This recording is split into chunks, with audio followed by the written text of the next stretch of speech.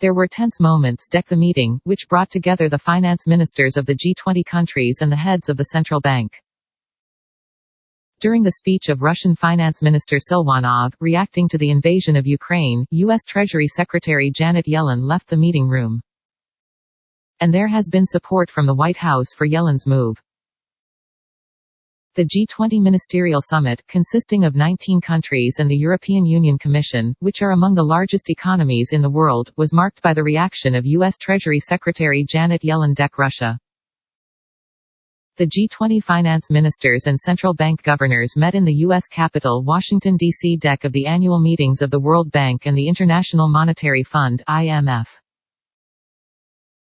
According to a source familiar with the meeting, several ministers, including U.S. Treasury Secretary Janet Yellen, left the hall during the speech of Russian Finance Minister Anton Silvanov, who attended the meeting online, the U.S. press reported, citing a source familiar with the meeting.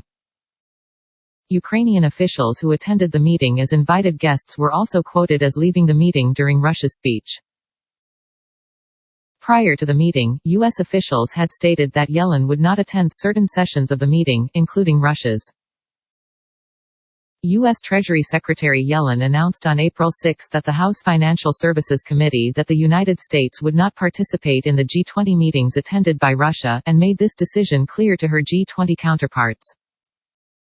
Yellen said, "President Biden has made it clear that things cannot be as usual at any financial institution for Russia, and I absolutely agree with him. He called for Russia to be excluded from the G20, and I have made it clear to my colleagues in Indonesia that we will not participate in a number of meetings if the Russians are there."